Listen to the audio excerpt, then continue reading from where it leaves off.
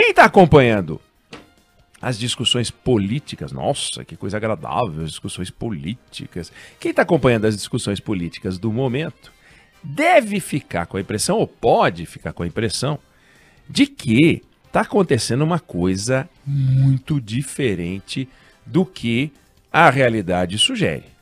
Porque a realidade sugere que os eleitores, até o momento, por enquanto não são os eleitores, mas as pessoas entrevistadas nas pesquisas, que podem ou não se tornar eleitor, vai que não votam, né? Mas enfim, se dividem entre os que dizem que vão votar no Lula e os que dizem que vão votar no Bolsonaro. E tem os outros. Mas a soma desses dois é muito alta. Então isso é o que mostra a realidade.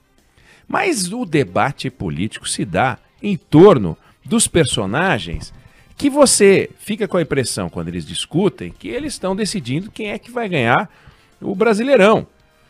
Mas, na verdade, está todo mundo discutindo para ver quem é que não vai ser rebaixado.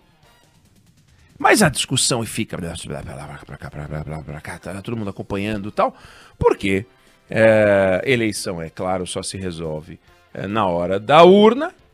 A gente pode ter uma grande surpresa. Será uma surpresa se realmente aparecer uma surpresa? Porque se a gente olhar as últimas eleições, a gente vai ver que a partir desse momento não teve mais surpresa, mas tudo bem, vamos em frente. Mas foi um trança-trança, está sendo um trança-trança muito curioso. Principalmente nesse momento em torno do PSDB, que fez prévias e escolheu um candidato, um pré-candidato, o governador de São Paulo, João Dória, que aparece nas pesquisas com 2%. Quer dizer, se ele dobrar, é 4%. Se dobrar de novo, é 8%. Então ele tem que dobrar 3 vezes para chegar a 16%. Para chegar em 2 dígitos com alguma possibilidade de competição. Tem que dobrar e dobrar e dobrar, e a partir de agora ele vai sair nessa sexta-feira, deixa o governo de São Paulo. Torna-se, portanto, alguém livre para poder viajar ao Brasil e tal, para poder começar a fazer sua campanha. Claro que a gente fala muitas vezes, vai viajar ao Brasil, está indo para Aracaju, depois vai para Manaus, aí ele vai para Ribeirão Preto, depois ele vai para Recife, depois vai para Fortaleza, e a gente fica imaginando que tem 100 eleitores em cada lugar desses. Ele reúne 100 pessoas na praça, conversa com as 100 e está resolvido, vamos para a próxima. O candidato vai para o Recife, não é nem notado, né? Não é nem notado. E quando é notado por 5 mil pessoas, 10 mil pessoas, 1.000 pessoas, 600 pessoas, 20 mil pessoas, em cidades com 3 milhões de habitantes, 2 milhões de habitantes. Então essa ideia de que foi fazer campanha em tal lugar é uma coisa do outro mundo. Não é.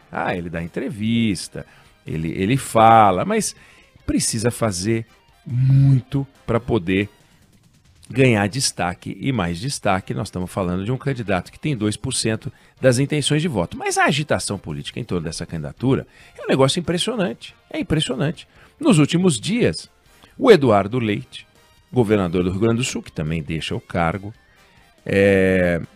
ligou para o ex-presidente Temer para pedir um conselho. Queria saber se ia para o PSD do Gilberto Kassab ou se ficava no PSDB. Ou seja, até outro dia agora, que ele decidiu que vai ficar no PSDB, ele ainda estava perguntando se ele devia ir para o PSD ou ficar no PSDB. Você vê o que é convicção, né? Aí ele, depois de conversar com Deus e o mundo, depois de conversar com o Kassab, depois de considerar a possibilidade séria de deixar o partido, ele... vou ficar no PSDB. Então ele ficou no PSDB. Daí você pensa o seguinte, não, ele ficou no PSDB e agora ele vai grudar na candidatura Dória, né? Ficou no PSDB e agora todos os tucanos, teve convenção, teve prévia, vamos com o nosso candidato, nosso pré-candidato. Mas não.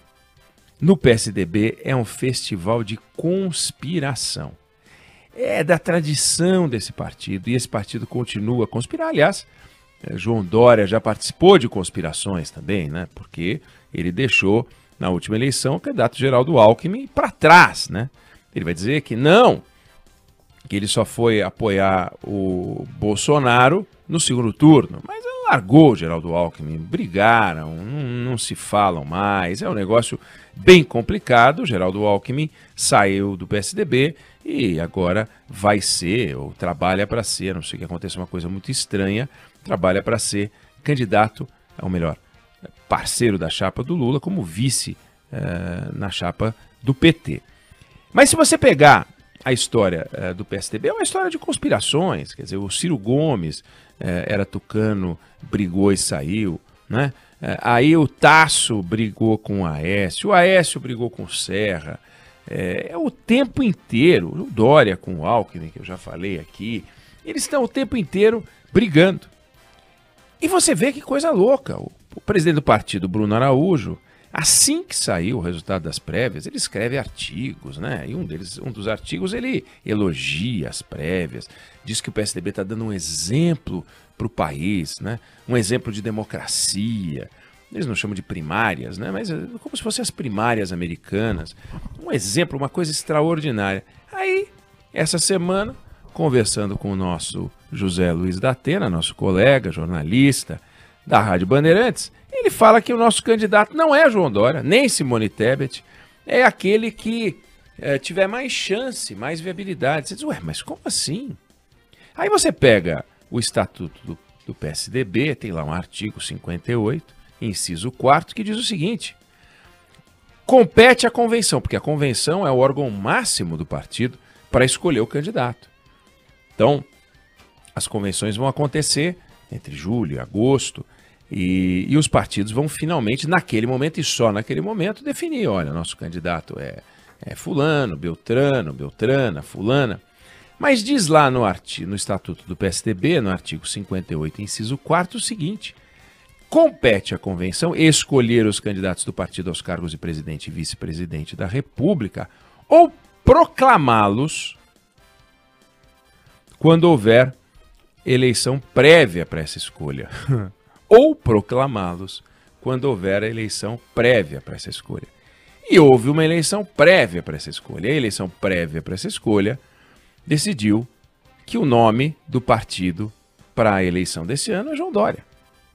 Então, cabe à convenção, se seguir o estatuto, se não entrarem no Supremo, no TSE, se não rasgarem o estatuto, etc, etc, simplesmente proclamar João Dória como candidato e ver quem vai ser o vice. É isso que diz o estatuto do PSDB. Não fui eu que escrevi o estatuto do PSDB, foram os tucanos. Mas vai saber, né?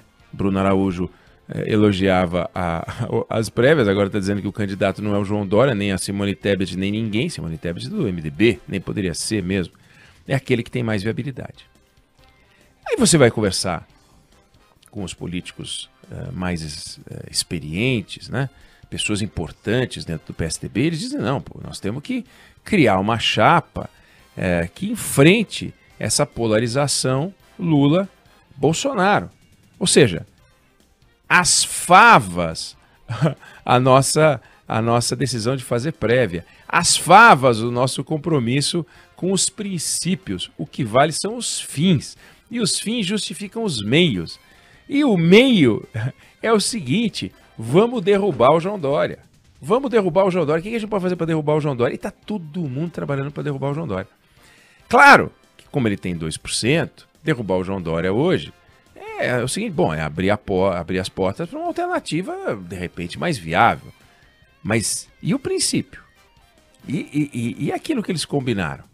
Não, mas o João Dória foi o primeiro a trair o Alckmin. Bom, então agora vamos para o festival de traição para tudo que é lado.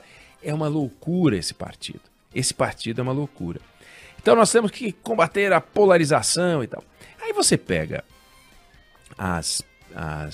o resultado das urnas nas nossas 5 últimas eleições e você vai ver que na eleição de reeleição do Lula, porque nós estamos numa eleição de reeleição, né? Nós tivemos uma reeleição que foi a do Fernando Henrique, que ele ganhou em primeiro turno, como tinha, aliás, ganho também na sua eleição. Mas você teve uma reeleição em 2006 e você teve uma reeleição em 2014. Foram essas as duas reeleições com o segundo turno. As outras foram eleições. Lula em 2002, Dilma em 2010 e Bolsonaro em 2018. Então, essa é uma eleição onde o incumbente é candidato. Então, isso aconteceu 3 vezes no Brasil, numa delas foi vencida no primeiro turno, mas vamos ficar naquelas, então, que teve segundo turno, porque é o que está cheirando essa eleição de segundo turno, não uma eleição de primeiro turno. Pois na eleição de 2006, que polarização maior poderia ter havido do que Lula, 48,6% dos votos, aqui não é pesquisa, Alckmin, 41,6%, e daí Heloísa Helena não chegou a 10%, 6,8%, e o Cristóvão Buarque, 2,6%. Então, os 2 primeiros colocados ficaram com todos os votos. Todos os votos, 48 mais 41, dá 80%. Não, dá mais, perdão, dá 90% dos votos. Foi para Lula e Alckmin. Ponto. O resto é o resto.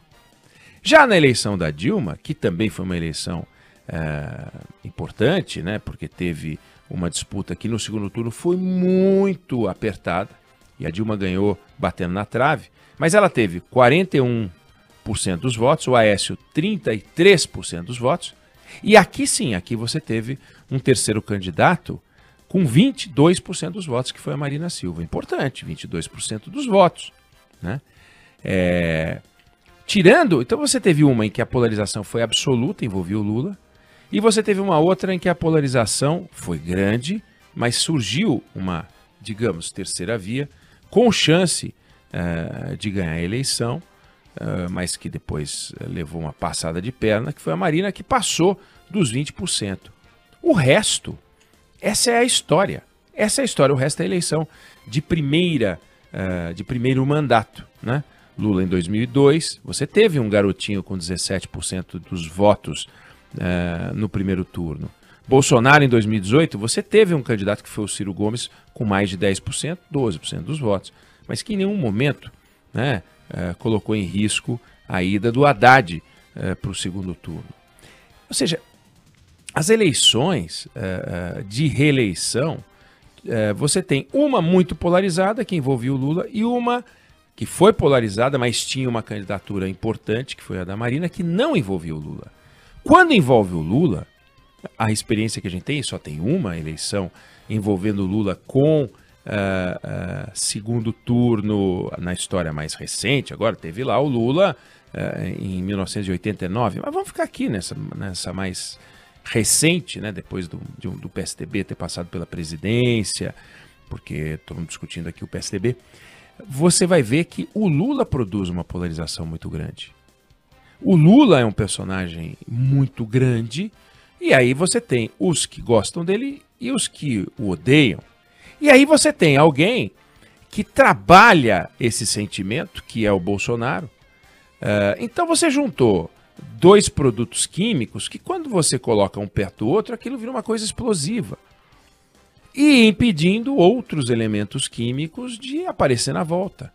Então a força que o Bolsonaro dá para o Lula e para o anti-lulismo, e a força que o Lula dá para o Bolsonaro e para o anti-bolsonarismo, é um sistema de alimentação que realmente produz uma blindagem contra o crescimento de outras candidaturas, pelo menos no momento. Por que eu vou votar no João Dória? Que é a pergunta que os tucanos estão se fazendo. Por que eu vou colocar o João Dória se ele está com 2% e até agora não foi para o 5%, não está nem no tamanho do Ciro, que é irrelevante, mas é irrelevante maior do que o João Dória.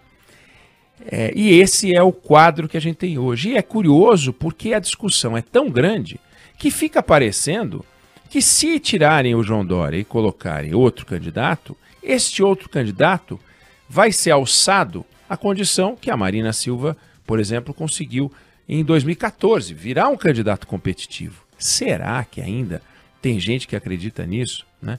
Parecia muito razoável em algum momento a história da terceira via, e o tempo vai passando e a gente vai vendo que o que há de razoável no momento é que os 2 candidatos que estão em campanha desde o dia que começou o governo Bolsonaro, ou desde o dia que terminou o segundo turno da eleição de 2018, são os únicos que aparecem com destaque. E esse destaque continua forte, muito forte, tirando luz dos outros. Mas é muito curioso, e é isso que eu queria deixar registrado, como os políticos parecem viver num outro planeta. Porque o eleitor, aparentemente, pelo menos segundo as pesquisas até o momento, já tomou uma decisão. Eu quero ver o Bolsonaro brigando com o Lula. É isso que eu quero ver. Eu não quero saber de outra briga. Deixa esses dois brigarem, porque um é o melhor ante-outro que existe. Eu quero ver esses dois se estapearem.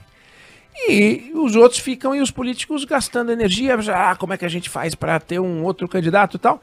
E tá complicado, tá bem complicado. Tá complicado no MDB, tá complicado no União Brasil e tá complicado no PSDB, que já foi um celeiro de talentos, né? Ou pelo menos eles se acham um celeiro dos maiores talentos da política brasileira. Mas que onde há dois estão sempre brigando. E agora, quem vai sentir esse calorzinho é o João Dória, que sai do governo a partir de agora, e aí ele vai sentir realmente a pressão. Para todo mundo que conversa com ele, ele diz que não sai e não larga esse osso de jeito nenhum. E os outros que não querem o João Dória como candidato estão fazendo o possível e o impossível para tentar derrubá-lo. Resta saber como é que vão enfrentar essa questão da convenção, a não ser que ele decida,